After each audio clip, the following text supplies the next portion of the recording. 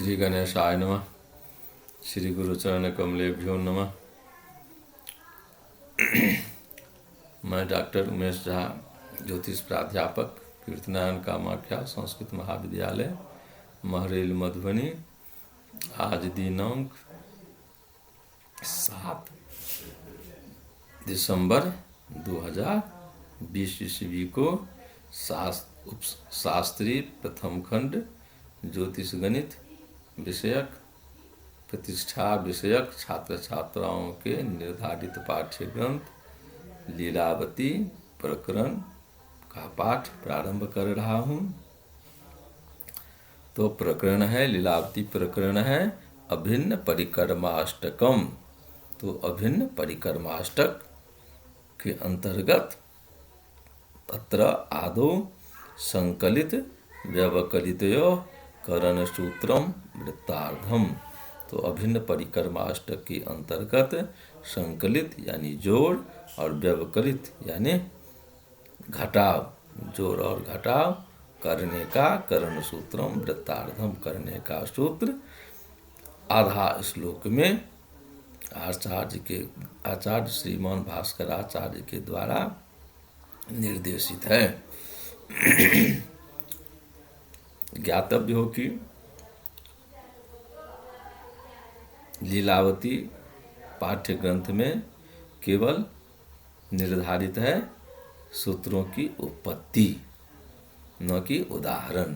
तो केवल हम सूत्र का अध्यापन काम कार्य करेंगे, केवल सूत्रों का, और उसकी उत्पत्ति दर्शाएंगे। तो सूत्र है तत्र आदौ प्रथमम संकलित व्यवकलित यो करण सूत्रम वृत्तार्धम। तो कार्य क्रमादुत्क्रमतोऽथवांक जोगो यथास्थानकमंतरम वा। सूत्र है कार्य क्रमादुत्क्रमतोऽथवांक जोगो यथा स्थानक मंतरम वा।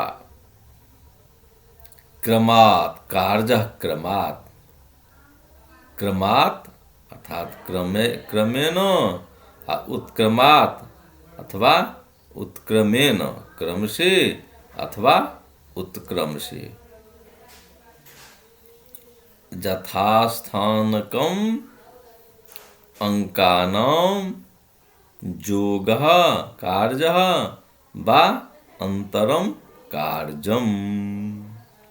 तो क्रमात् वा उत्क्रमात्, क्रम से वा अथवा उत्क्रमात् उत्क्रम से, यथास्थानकम अंकानां यथास्थान स्थित अंकों का जोगः कार्य मतलब जोग करना, वा अंतरम कार्यम वा अंतर करना चाहिए। अर्थात तुल्य स्थानीय अंकों का जोग और अंकों का अंतर करना चाहिए। यही ग्रंथकार ने अपने सूत्र में बताए हैं। तो इसकी उत्पत्ति इस प्रकार से है, जोगोन्तरम तेषु समान जात्योर विभिन्न जात्योश्च पृथक स्थिति स्यात् इति परिभाषया।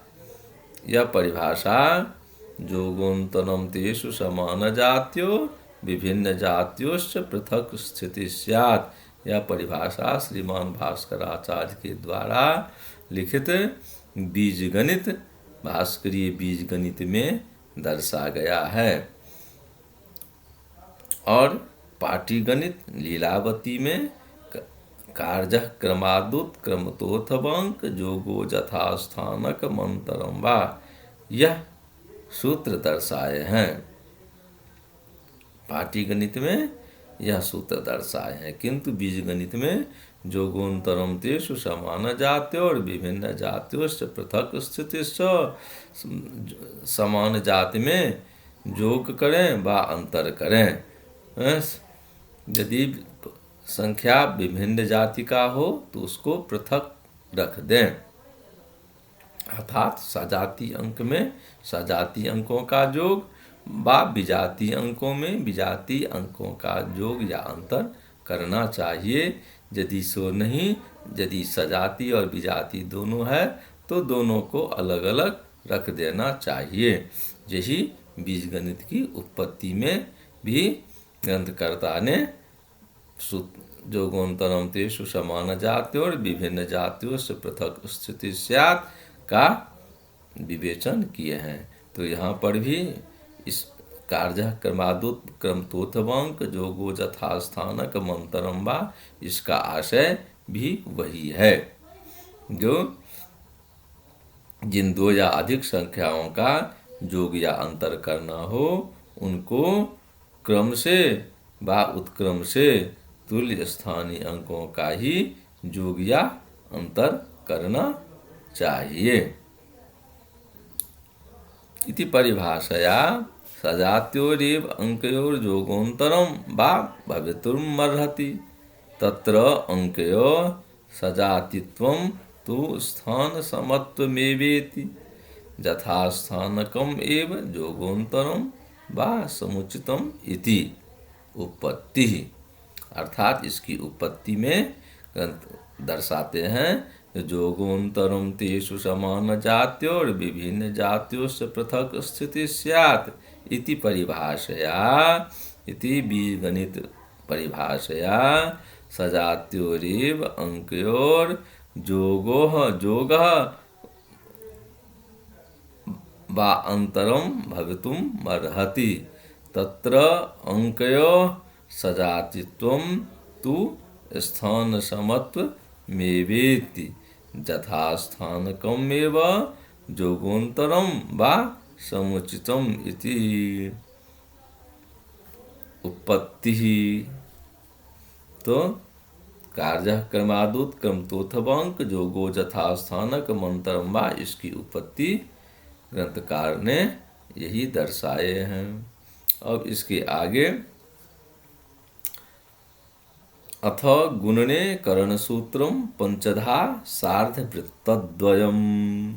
अब इसके बाद गुणन करण की सूत्र, गुणा करने की सूत्र पंचधा अर्थात 5 प्रकार से, 5 रास्ता से, 5 तरीका से, सार्धवृत्तद्वयम् साढ़े यानी 2.5 2 श्लोक पूर्ण और आधा श्लोक में अर्थात सार्धवृत्तम 2.5 श्लोक में कहे हैं।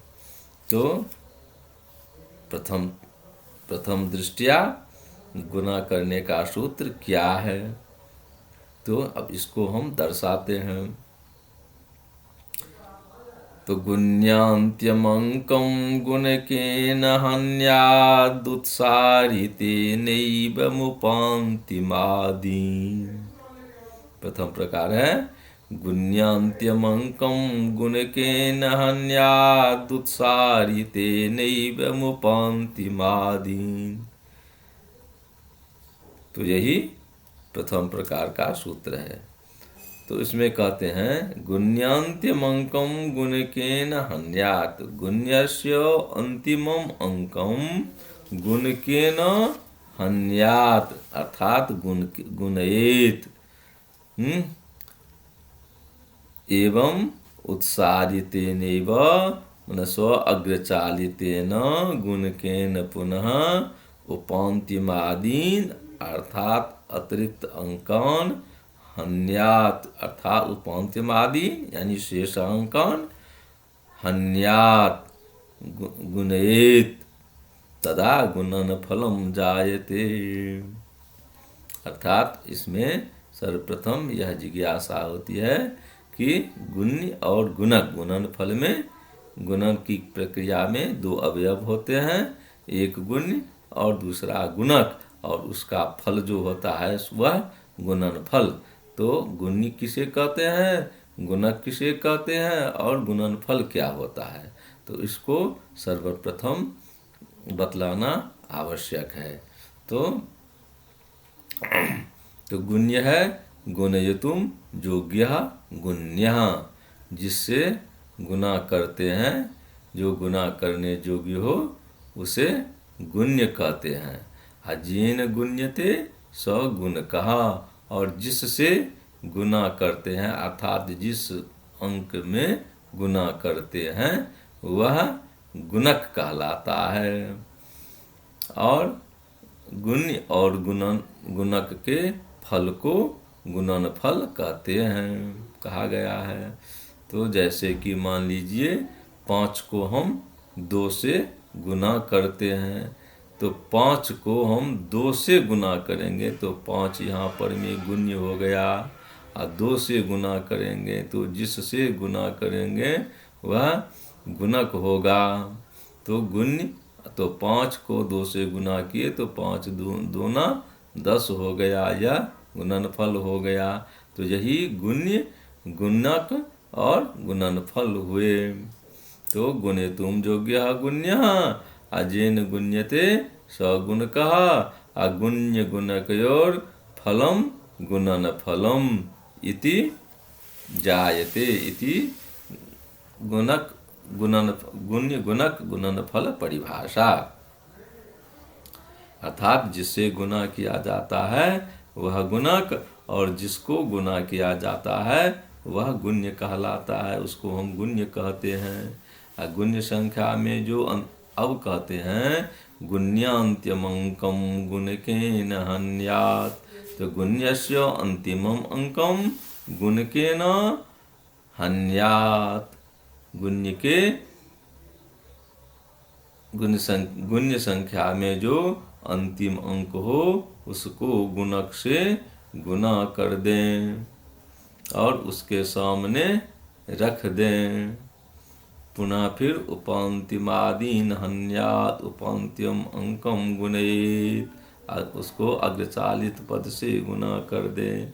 फिर उसी गुणक को उपांतिमादीन आगे बढ़ाकर क्रम से अगले अगले अंकों को गुना कर दें, और गुना करके और अपने अपने अंक के सामने रख दें।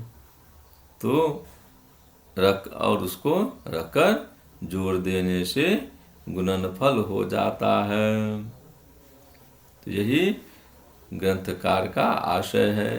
आदौ गुणकेन गुण्यस्य अंतिमम अंकम हन्यात् गुणेत एवं उत्सादितेन अग्रचालितेन गुणकेन पुनः उपांत्यमादीन अंकान हन्यात्। तो अब इसकी उत्पत्ति ग्रंथकर्ता ने किए हैं। तो गुण्यते अनेनेति गुण कहा, जश्च गुण्यते स गुण्यः इति। गुणक संख्या तुल्य स्थानस्थितानां गुण्यानां जोग एव तयोर गुणन फलम। यथा पंचस्थानस्थितानां सप्तानां अंकानां जोग एव पंचसप्तघातः।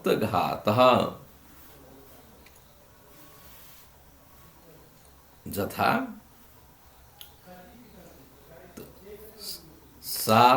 सप्त जोड़ सप्त जोड़ सप्त जोड़ सप्त जोड़ सप्त, अर्थात 7 को हम 5 जगह 7 को हम 5 से गुना करते हैं। 7 को 5 से गुना करेंगे तो 7 पंचे 35 होगा। यह कैसे होगा? तो इसकी उत्पत्ति में दर्शाते हैं। तो 7 जोड़ 7 जोड़ 7 जोड़ 7 जोड़ 7 बराबर। तो इसको हम यह लिख सकते हैं। तब इसको हम लिखेंगे बराबर 7 ब्रैकेट बंद शुरू 1 जोड़ 1 जोड़ 1 जोड़ 1 जोड़ 1, अर्थात 7 ब्रैकेट शुरू 1 को हम 5 जगह जोड़ेंगे तो 1 जोड़ 1 जोड़ 1 जोड़ 1 जोड़ 1। तो अब ब्रैकेट बंद कर दिए। तो अब इसको हम इस प्रकार से लिखेंगे। तो 7 तो कॉमन हो गया, तो 7 गुणित एक एक एक एक एक, ये पांचों को हम जोड़ दिए तो 5 हो गया, तो 7 गुना 5 इति सिद्ध्यति।